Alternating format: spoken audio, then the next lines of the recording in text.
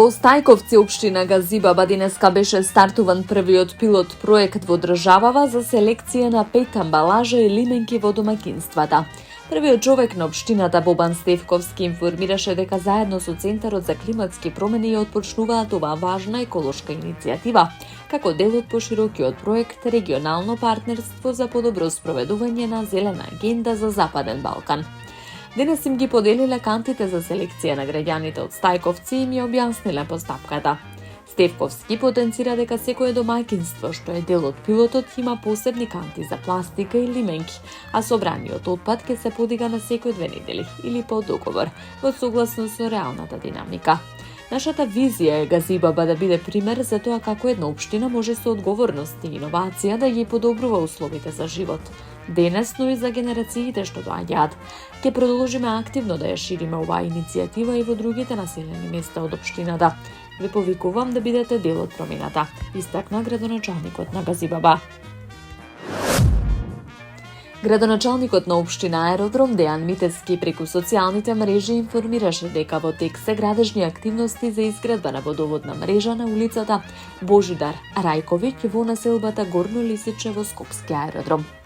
Со ова истакнува првиот човек на аеродром. Ке се решат деценијски проблеми. Повеќе од 300 домаќинства ќе добијат нова водоводна мрежа во должина од 1000 метри, истакна Митевски. Утре, 10 септември, со почеток во 19 часот, ќе се одржи свеченото отворање на новата зграда на општина Карпош. Од локалната самоуправа информираат дека по завршувањето на приклучоците од страна на ЕБН КЕЦ Ѓурчо Петров, новата зграда на општина Карпош конечно е осветлена. Во тек е финалното поврзување на телекомуникацијските и интернет системи, со што ќе се заокружи процесот на комплетно функционализирање на објектот, велат оттамо. Додаваат дека овој модерен и енергетски ефикасен објект представува едно од најзначајните вложувања во локалната самоуправа, изграден за граѓаните на Карпош и во согласност со нивниот однос кон својата општина.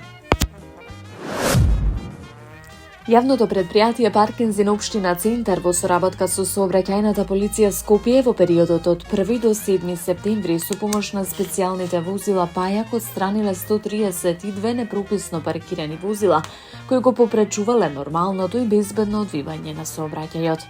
Јавното предпријатие Паркинзин општина Центар и општина Центар истакнуваат дека континуирано ќе ја спроведуваат оваа мерка и апелираат до граѓаните да ги почитуваат правилата и прописите и да ги оставаат своите возила само на пропишаните места, за да им се овозможи на пешаците и велосипедистите нормално движење по тротоарите и велосипедските патеки, а на возилата безбедно движење по улиците.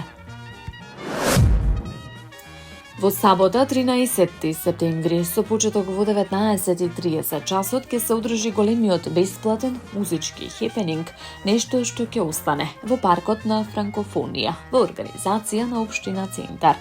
На концертот ќе настапат македонските изведувачи како Дарио и МиГ-21, Елена Ристевска, групата 2 Бона, Викторија Лоба, Кристина Арнаудова и Барбара Поповиќ. Низ целиот концерт ќе не води урбаната дива Вера Јанковиќ, информираат организаторите. Градоначалникот Горан Герасимовски истакнува дека општина Центар продолжува да вложува во културни настани, достапни за сите граѓани. Со нешто што ќе остане, создаваме традиција на заеднички моменти исполнети со музика, радост и култура.